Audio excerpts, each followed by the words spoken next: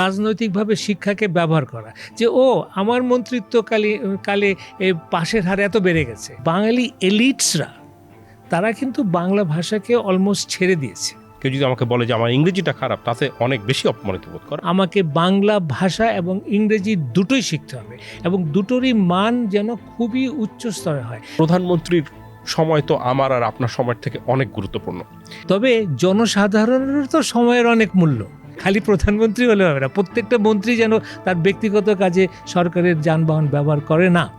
রাজনৈতিক অঙ্গনে উত্তেজনা ছিল, জাতীয় নির্বাচন হলো, তারপর নতুন সরকার শপথ নিয়েছে। সেই বিষয়ে আলাপ করব। ভাষার মাস, বাংলা ভাষা নিয়েও আলাপ করব ডেইলি স্টারের সম্পাদক মাহফুজ আনামের সাথে। আপনাকে স্বাগত। ধন্যবাদ। ভাষার মাসে আমরা বিশেষভাবে বলি যে সর্বস্তরে বাংলা ভাষা চালু হোক। 21শে ফেব্রুয়ারির আশেপাশে আমরা বাংলা ভাষা নিয়ে বেশ কিছু কথাবার্তা বলি, তারপরে অবশ্য সারা বছরে আবার যেমনকে তেমন হয়েই যায়। তো আপনার কাছে প্রশ্ন, যে এই কোর্টের আদেশ আর নিয়মকানুন করে কি আসলে এই সর্বস্তরে বাংলা আর বাংলা ভাষা নিয়ে আসলে এগোনো যাবে? কি যাবে কি যাবে না, ওটার জন্য তো আমাদের এখন 53 বছরের অভিজ্ঞতা আমার সামনে। আমাদের ভাষা আন্দোলন হয়েছে পাকিস্তান আমলে রাষ্ট্রভাষা অধিষ্ঠিত করার জন্য। তারপরে স্বাধীন বাংলাদেশে আজকে আমাদের 53-54 বছরের কি অভিজ্ঞতা। তো এখানে আমাদেরকে মানতেই হবে যে সর্বস্তরে বাংলা ভাষা চালু করতে পারিনি। অবশ্যই আমাদের মাতৃভাষা তো আমরা সর্বস্তরে তো বলি, বাট এই যে শিক্ষায় বাংলা ভাষা, আপনার উচ্চশিক্ষায় বাংলা ভাষা, তারপরে রিসার্চ, বাংলা ভাষার বইয়ের অনুবাদ, বাংলা ভাষাটাকে আন্তর্জাতিক মানে নিয়ে যাওয়া, এসবই তো আমাদের অভিজ্ঞতা যথেষ্ট হয়েছে। এবং সেই অভিজ্ঞতা হচ্ছে যে আইন করে আপনার বড় বড় কথা বলে হবে না, এটার জন্য আমাদের কার্যকরী ব্যবস্থা করতে হবে। এবং সত্যিকার অর্থে যেটা আমরা মনে করি, এখন দেখেন আমাদের ভাষা নিয়ে আমরা 3টি ভাষায় শিক্ষা প্রদান করি, বা 3টি ধারাতে, একটা মাদ্রাসা, একটা বাংলা মিডিয়াম, একটা ইংলিশ মিডিয়াম। এবং অবশ্যই এই প্রত্যেকটারই প্রয়োজন আছে, কিন্তু এদের তো একটা রাষ্ট্রীয় একটা মূল ধারার একটা পলিসি মেনে চলতে হবে, যার ফলে যেই ভাষাই তারা শিখুক তারা যেন একটা মানে আদর্শিক একটা জাতীয় স্বার্থের পক্ষে এবং সরকার দ্বারা নির্ধারিত একটা পলিসির মধ্যে থাকেন। তো এগুলোও আমাদের হয়নি। এবং আমরা দেখেছি মাঝে মাঝে যে রাজনৈতিকভাবে শিক্ষাকে ব্যবহার করা, যে আমার কালে পাশের হার এত বেড়ে গেছে, এবং সেটা পরে দেখা গেছে যে এগুলো হলো সব আপনার তথ্য নিয়ে, পরিসংখ্যান নিয়ে খেলা। তো এগুলোর অভিজ্ঞতা থেকে আমি বলবো এই মুহূর্তে এই নতুন সরকারের সবচেয়ে বড় একটা প্রশ্ন তাদের সামনে আসা উচিত যে কীভাবে এগোলে। এখন শিক্ষামন্ত্রী খুবই ভালোভাবে বলেছেন, উনি বলেছেন যে ক্লাসরুম ছেড়ে রাজপথে দখল করে আন্দোলন করা যাবে না। আমি মনে করি এটা খুব একটা ভালো সিদ্ধান্ত, কিন্তু ক্লাসরুমে থেকে আমি কি শিক্ষা পাচ্ছি? আমি এখন মনে করি যে সবচেয়ে বড় আমাদের জন্য যে চ্যালেঞ্জ, সেটা হচ্ছে যে শিক্ষকদের কোনো সম্মান নাই। ছোট ক্লাস থেকেও বড় ক্লাসে শিক্ষকদেরকে অপমান করা, শিক্ষকদেরকে হেয় করা একটা অভ্যাসের মতন দাঁড়িয়ে গেছে। এবং শিক্ষকরা কিন্তু বেশ কোনো রকমের ক্লাসে যান, একেবারে বইয়ের যা কথা আছে ওইটার বলে, তার বাইরে একটা কথা বলবেন না, তারপরে উনি চলে আসবেন। শিক্ষকদের সঙ্গে ছাত্রদের তো একটা আত্মিক সম্পর্ক, একটা ইন্টেলেকচুয়াল রিলেশনশিপ। সো টিচার তার বই থেকে পড়বে, কথা বলতে বলতে অনেক কিছু বলবে, তারা বিশ্বের কথা বলবে, ফিলসফির কথা বলবে, কিন্তু এখন কিন্তু টিচাররা ভয় পায়, তারা একদম তার বইয়ের বাইরে একটা কথা বলবে না। এই পরিবেশটা আমাদের আবার পুনঃপ্রতিষ্ঠিত করতে হবে, শিক্ষকদের সম্মান দিতে হবে, এবং আমাদের যে ক্যারিকুলাম ওগুলোকে যত বৈজ্ঞানিক করা যায় করতে হবে। এবং এই প্রসঙ্গে আমি বলতে চাই যে শিক্ষামন্ত্রী যিনি হলেন, ওনাকে প্রথমে উপলব্ধি করতে হবে যে শিক্ষা একটা বিরাট টপিক।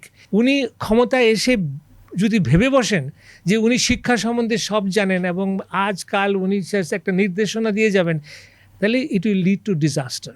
সো আমি এই প্রসঙ্গে বলি, প্রত্যেকটা মন্ত্রীর একটু বিনয় থাকতে হবে যে আমি যে দায়িত্ব নিয়েছি এই মন্ত্রণালয়ে, আমি যতই কমন সেন্স আমার থাকুক না কেন, this is a very complex discipline, because governance আগে যেমন ছিল আজকাল গভর্নেন্স অনেক জটিল। বাংলার ব্যাপারে যখন আমাদের এই রকম আগ্রহ থাকে বা আমরা বলি যে সর্বস্তরে বাংলা ভাষাটা আগে করতে হবে, এর পাশাপাশি অনেকটা প্রতিযোগিতার মতো থাকে হচ্ছে ইংরেজিতে, এবং এইটা আমাদের অনেকটা ভেতরে এটা থেকেই যায়, এবং আমরা আলাপও করি যে কেউ যদি বলে যে আমার বাংলাটা খুব একটা ভালো না, তাহলে যতটা না অপমানিত বোধ করে, কেউ যদি আমাকে বলে যে আমার ইংরেজিটা খারাপ, তাতে অনেক বেশি অপমানিত বোধ করে। আবার একই সাথে ইংরেজি না জানলে তো আমরা বাইরে ভালো চাকরি, ইন্টারভিউ, এই সমস্ত জায়গাতেও ভালো করতে পারবো না। এটা যেন একটা দোটানায় থাকে, একটা ছেড়ে দিয়ে আরেকটা, মনে হয় বুঝি দুটো শেখার ব্যাপারে একটা জিরো সাম গেম চলছে। এটা আপনার কেমন মনে হয়? আমি বাংলা শিখবো, ইংরেজি শিখবো, এখানে একেবারে খুব সুস্পষ্ট মানে প্রমাণ করা সিদ্ধান্ত হচ্ছে আমাকে বাংলা ভাষা এবং ইংরেজি দুটোই শিখতে হবে, এবং দুটোরই মান যেন খুবই উচ্চ স্তরে হয়। বাংলা ভাষা কেন শিখবো? এটা তো আমার আমিত্ববোধ, এটা তো আমার নিজস্ব মানে আইডেন্টিটির ব্যাপার। এবং বাংলা ভাষা, বাংলা সাহিত্য, বাংলা কবিতা, গান, এটা তো অসাধারণ।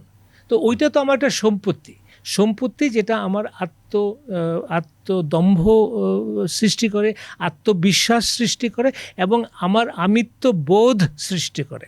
এবং এটা আমাদেরকে জানতে হবে। আমি পৃথিবীর যে জায়গায় থাকি, আমি আমেরিকান সিটিজেন হতে পারি, ফ্রেঞ্চ হতে পারি, বাট ফ্রেঞ্চ যারা মানে নেটিভ ফ্রেঞ্চ, তারা কিন্তু তোমাকে বাঙালি হিসাবেই দেখবে। তুমি ইউএস সিটিজেন, সে কখনো আমেরিকান তোমাকে দেখবে না যে you are a white American, you are a American of Bangladesh origin. So তুমি যদি বাংলা ভাষা না জানো, বাংলা সংস্কৃতি না জানো, বাংলা ঐতিহ্য নিয়ে তোমার যদি যথেষ্ট গর্ব না থাকে, তাহলে ওই লোক কিন্তু তোমাকে সম্মান করবে না। আমাকে সবাইকে মনে রাখতে হবে যে আমাদের যে নিজস্ব আত্মিক পরিচয়, আমি বাঙালি, সেইটার জন্য আমার বাংলা ভাষাকে আমাকে শিখতে হবে। আবার একই ধারে এই বিশ্বে, একবিংশ শতাব্দীর বিশ্বে আমাকে যদি একটা স্থান নিতে হয়, আমার একমাত্র আন্তর্জাতিক ভাষা সেটা ইংরেজি, ওটাকে আমায় শিখতে হবে। তবে এখানে আরেকটা কথা বলতে পারি যে বাঙালি এলিটসরা, তারা কিন্তু বাংলা ভাষাকে অলমোস্ট ছেড়ে দিয়েছে। ভাষায় হয়তো বলে, বাট তার ছেলে মেয়েদের শিক্ষার ব্যাপারে তারা বাংলা কতটুকু জানলো, বাংলা সাহিত্য কতটুকু পড়লো, এই ব্যাপারে তারা একেবারেই উদাসীন। ইংরেজি ভালো জানলো, এই ব্যাপারে ওনারা খুব সচেতন। এই যে একটা এলিটিজম যেটা আমাদের ভাষার মধ্যে এসছে, ভাষাকে সম্মান দেওয়ার ভেতরে এসছে, এটা আমি খুব মানে বলতে চাই এটা যেন আমাদের মধ্যে না থাকে। তবে আমি এখানে আরেকটা কথা বলতে চাই যে শিক্ষামন্ত্রী এখানে বলেছেন যে ইংরেজি মাধ্যমের শিক্ষা প্রতিষ্ঠানগুলোকে সরকারি নীতিমালায় আওতায় আনার বিষয়ে কথা বলেন শিক্ষামন্ত্রী। তিনি জানান ইংরেজি মাধ্যমের স্কুলগুলোকে সরকারি নীতিমালার মধ্যে আনা হবে এবং কেউ অপরাধ করলে শাস্তি দেওয়া হবে। আমার কাছে মনে হয় যে এর মধ্যে যেটা অন্তর্নিহিত বাণী, সেটা হচ্ছে একটুখানি ইংরেজি স্কুলগুলোর প্রতি একটুখানি উনি একটু অঙ্গুলি প্রদর্শন করলেন। উনি বললেন যে এই তোমরা সাবধানে থাকো। এখানে আমাকে একটা মানতে হবে, আমরা ডেইলি স্টার থেকে প্রত্যেক বছর এ লেভেল ও লেভেলের অ্যাওয়ার্ড দেই, এবং আমি খুব গর্বের সঙ্গে বলি যে আমি 100টা ছাত্রছাত্রী পাই যারা বিশ্বে সর্বোচ্চ ইংরেজিতে মার্ক পেয়েছে, সর্বোচ্চ ম্যাথমেটিক্সে পেয়েছে, সায়েন্সে পেয়েছে, লিঙ্গুইস্টিক্সে পেয়েছে, অ্যাকাউন্টিংয়ে পেয়েছে। এইসব ছাত্র কিন্তু আমার এই ঢাকার স্কুলরাই তৈরি করছে বিশ্বমানের ছাত্রছাত্রী। তো সেটাও কিন্তু আমরা ইগনোর করতে পারি না। তবে এই যে ব্যাপারটা মাদ্রাসা এডুকেশন, বাংলা এডুকেশন এবং ইংরেজি, এগুলোর আলোচনা করে দেশের স্বার্থকে সর্বোচ্চ স্থানে রেখে আমাদের একটা সমন্বয় পলিসি হতে হবে। এইভাবে কিন্তু আলাদাভাবে চলা, এটা কিন্তু দেশের জন্য ভালো হবে না, হচ্ছে না। একটা সমন্বিত রেগুলেশনের অবশ্যই প্রয়োজন আছে, যেন একটা 3টা স্ট্রিম থাকলেও কতগুলো, এই 3টা স্ট্রিমকেই আমরা স্বীকার করব, স্বীকার করে একই জিনিস যেন শেখে বা একই রকম কিছু তো কমন জিনিস থাকতে হবে। রাজনীতিতে আসি। নতুন সরকার, পছন্দ করি রাজনীতিতে আলাপ করতে। নতুন সরকার তো শপথ নিয়েছে এবং তারা কাজও শুরু করেছে। মঙ্গলবার শপথ নেবার পর থেকে বিভিন্ন রকম আমরা কর্মকাণ্ড দেখছি সরকারের। এখন তো আসলে আদতে এমন কিছু শুরুও হয়নি, তবে প্রধানমন্ত্রীকে নতুন প্রধানমন্ত্রী এই প্রথম অনেক দিন পর আমাদের প্রধানমন্ত্রী এবং লিডার অফ দি অপোজিশন দুজনই পুরুষ। সেটা একটা নতুন ব্যাপার আমাদের জন্য। আপনি কেমন দেখছেন? না, প্রথমে আমি মনে করি যে এইরকম একটা নিজের দলকে সুসংগঠিত করে এরকম একটা অভূতপূর্ব না হলেও খুবই একটা দৃঢ় একটা বিজয় অর্জন করার জন্য তো তারেক রহমানকে অবশ্যই অভিনন্দিত করতে হবে।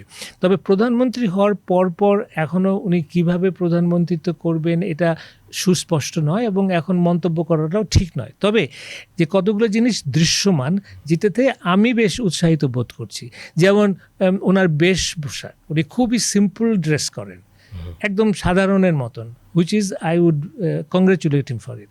তারপরে উনি জানিয়েছেন যে উনি ব্যক্তিগত কাজে সরকারি যানবাহন ব্যবহার করবেন না, এটা খুবই প্রশংসনীয়, এবং আমি ওনাকে অনুরোধ করব উনি যেন এটা সমস্ত মন্ত্রীদেরকে মানতে বাধ্য করেন, খালি প্রধানমন্ত্রী হলে হবে না, প্রত্যেকটা মন্ত্রী যেন তার ব্যক্তিগত কাজে সরকারের যানবাহন ব্যবহার করে না।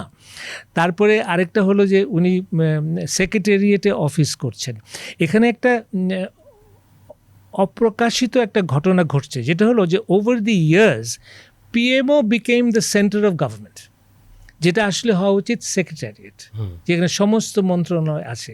তো ওনার যেই সিদ্ধান্ত যদি মন্ত্রণালয়ে বেশি অফিস করবেন, সেটা আমি মনে করি খুবই গুরুত্বপূর্ণ এবং এক্সট্রিমলি ওয়েলকামিং। এবং যেভাবে উনি কাজ শুরু করেছেন অলরেডি বিভিন্ন মন্ত্রণালয় তাড়াতাড়ি 120 দিনের একটা plan, which is also something very much new.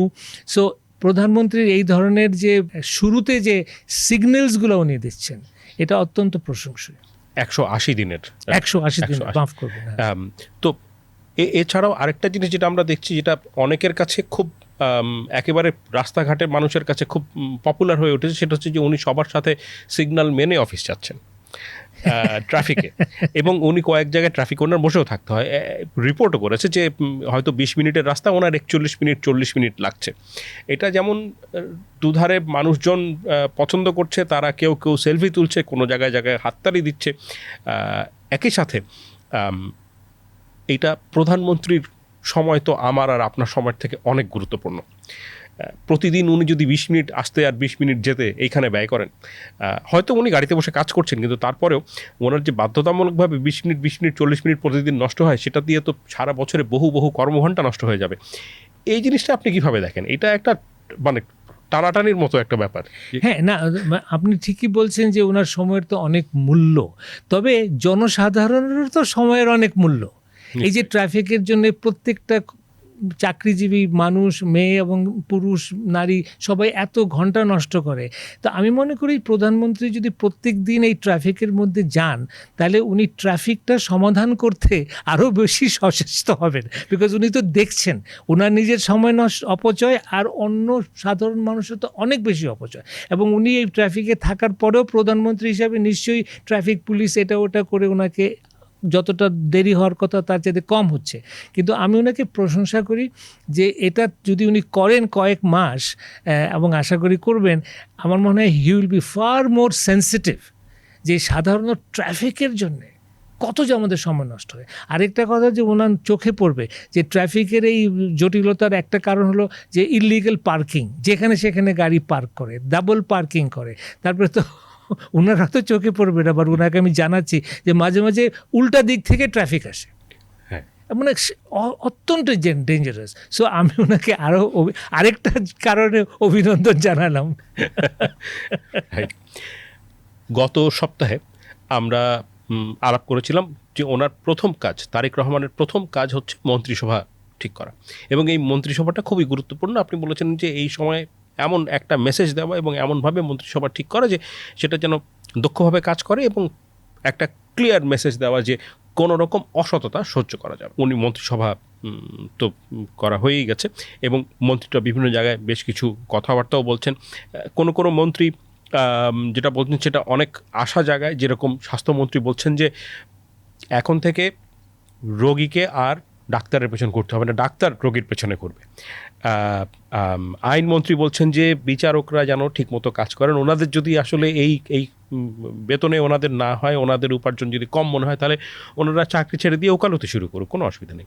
আবার সংস্কৃতিমন্ত্রী বলছেন যে আমরা এমন সব শিল্পী তৈরি করব, লতা মঙ্গেশকর এবং নেহা কাক্করের মতো, যারা প্রতি রাতের শোর জন্য 1 কোটি টাকা করে ফি পাবে। আর সড়কমন্ত্রী রবিউল আলম ওনার চাঁদাবাজির ব্যাপারে ওনার মন্তব্য তো ভাইরাল হয়েই গেছে। তো এইগুলো যেরকম আছে, এমনিতে মন্ত্রিসভায় আমরা অন্যান্য মন্ত্রীদের দেখছি, ফরেন মিনিস্টার হোক, ফাইন্যান্স মিনিস্টার হোক, হোম মিনিস্টার হোক, মোটের উপর আপনার কেমন মনে হচ্ছে? না, প্রথম কথা হলো যে এই পুরো ক্যাবিনেটের উপরে আমাদের এখনও বলতে পারেন যে কোনো রকম আমরা মানে কোনো রকম কী বলবো, মানে ভালো খারাপ এখনও বলবো না। Will give all the ministers a chance to perform a bit. এবং মিডিয়ার কিন্তু একটা ইন্টারন্যাশনাল একটা প্রথা আছে, প্রথম 100 ডেজকে বলা হয় হানিমুন পিরিয়ড। সো আমরা ওইভাবেও এই সরকারকে শুনবো, তাদের কাজ দেখব এবং একবার খুব প্রচণ্ডভাবে আঘাত করার মতন রিপোর্ট শুরু করব না, কেননা একটা তাদের তবে মন্ত্রীদের এই যে কয়েকটা মন্ত্রী দেখছি এবং সবাই মনে হচ্ছে একটা খুব বাগাড়ম্বর একটা প্রথা এবং খুব আকর্ষণীয় কথা বলতে হবে, বাস্তব হোক আর না হোক। এই যে স্বাস্থ্যমন্ত্রী বললেন যে ডাক্তার আর রোগীরা ডাক্তারের পেছনে যাবে না, ডাক্তাররা রোগীর পেছনে যাবে, খুবই আনন্দের ব্যাপার। বাট এটা কি আসলে বাস্তব? এটা কি করা সম্ভব? উনি বলে ফেললেন। তো এই যে উনি বলার ফলে আমরা কি দেখলাম, যে উনি তালি পাওয়ার জন্য একটা কথা বললেন। আমি মনে করি উনি নিজের গাম্ভীর্য, ওনার নিজের সিরিয়াসনেস উনি কিন্তু একটা ক্ষয় করলেন। যে এই মন্ত্রী নিউজের পাতায় ওঠার জন্যে যা খুশি তাই বলবে, তার অত গাম্ভীর্য নাই, তার অত সাবজেক্ট। এবং হেলথ, আমি ওনাকে অনুরোধ করব, health is one of the most complex, urgent, necessary, essential ministry of the whole cabinet. জনস্বাস্থ্য হচ্ছে একটা সরকারের অন্যতম দায়িত্বের মূল। তো উনি যদি এইভাবে অ্যাপ্রোচ করেন যে ডাক্তাররা এখন রোগীর পিছনে ঘুরবে, ইম্যাজিন এ সিন যে ঢাকায় সব ডাক্তাররা, এই ভাই আপনার কি লাগবে, ওই ভাই আপনার কি লাগবে, ওই বোন আপনি কি ডাক্তার লাগবে, এটা কি একটা বাস্তবের কথা হলো? সো আমি ওনাকে অনুরোধ করব এই ধরনের যেন মানে ইররেসপন্সিবল এবং লাফেবল কথা যেন না বলে। কিন্তু এই যে সড়ক পরিবহন মন্ত্রী যে বলল যে দুজনের সঙ্গে আলাপ আলোচনা করে যদি হয়, এটাকে আমি চাঁদাবাজি বলবো না। হাউ ইররেসপন্সিবল এবং হাউ ভ্যালুলেস, ওনার মূল্যবোধহীন, এবং ওনার এই সততা সম্বন্ধে, ওনার অনেস্টির সম্বন্ধে উনি কিন্তু বিরাট একটা প্রশ্ন পাবলিক মাইন্ডে করে ফেলেছেন। সো আমি ওনার সম্বন্ধে কিছু বলছি না, আমি ওনাকে সম্মান করেই বলছি। এটা কি বলা ওনার কোনো সম্মানের যোগ হলো? ওনার প্রতি আমাদের বিশ্বাসটা বাড়লো? তো এই ধরনের কথা কেন? তারপরে আরো কয়েকজন এরকম মন্ত্রী, হ্যাঁ সংস্কৃতি মন্ত্রী, ভাই you are dealing with the most sensitive, intellectually challenging এবং গর্বের ব্যাপার।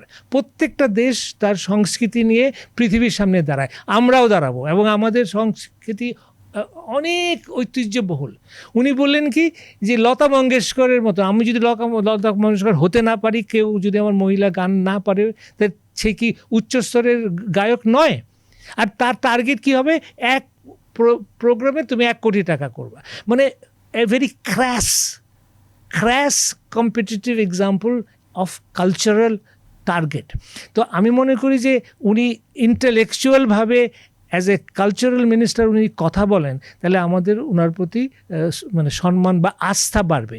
সো এখানে আমি একটা জেনারেলাইজ কথা বলি, আমার অনুরোধ থাকবে, এবং প্রধানমন্ত্রী কিন্তু এই সিগন্যাল দিচ্ছেন, উনি আজে বাজে কথা বলেন না। ইনফ্যাক্ট ওনার কণ্ঠস্বর, ওনার বলার বচনভঙ্গি আমাকে ভালো লাগে, খুব সোবার, আস্তে ধীরে কথা বলেন, এবং ওনার শব্দ চয়নগুলোও খুব সিম্পল।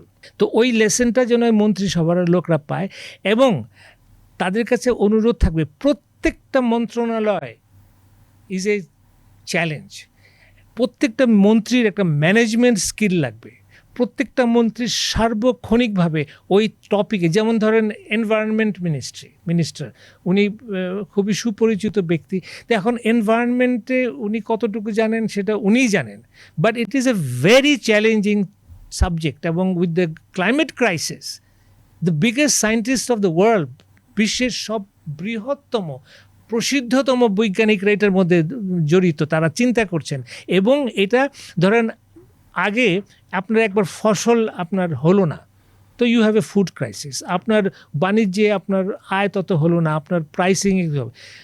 বাট ক্লাইমেট চেঞ্জে যদি আপনি ফেল করেন, এই যে আবহাওয়ার পরিবর্তনে যদি আপনি যথেষ্ট সুপরিকল্পিতভাবে যদি আপনার এটার জন্য আপনি যদি ব্যবস্থা না করেন, তাহলে আপনার দেশের কৃষি জমিতে পানিতে এমন পরিবর্তন হবে যে আপনি ওটাকে আর রিভার্স করতে পারবেন না। There is a concept call irreversible ঘটনা। তো ওনাকে ওইভাবে জানতে হবে। এইভাবে সড়ক পরিবহন, রেলওয়ে মন্ত্রী, railway is one of the most highly scientific এখন ট্রান্সপোর্টেশন ইন দ্য ওয়ার্ল্ড। উনি কি সব বসে বসে বুঝে ফেলবেন? প্রত্যেকটা মন্ত্রীর তার সাবজেক্ট নিয়ে পড়াশোনা করা, অধ্যাবসায় করা, ধীর স্থিরভাবে সিদ্ধান্ত নেওয়া এবং আরও ধীর স্থিরভাবে কথা বলা, এটা আমার অনুরোধ থাকবে। ধন্যবাদ আপনাকে। 100 দিনের হানিমুন পিরিয়ড, 180 দিনের প্রাথমিক টার্গেট, যেটাই হোক না কেন, নজর থাকবে বেশি করে বেশ কয়েকটা মিনিস্ট্রির ওপরে, এবং তার মধ্যে নিশ্চয়ই family card are farmers card, যে দুটো নিয়ে প্রতিশ্রুতি ছিল নির্বাচনের আগে, সেই দুটো বিষয় নিয়ে কতটুকু আগাচ্ছে সে নিয়ে সামনেও আরও আলাপ করব আশা করি। ভালো থাকবেন।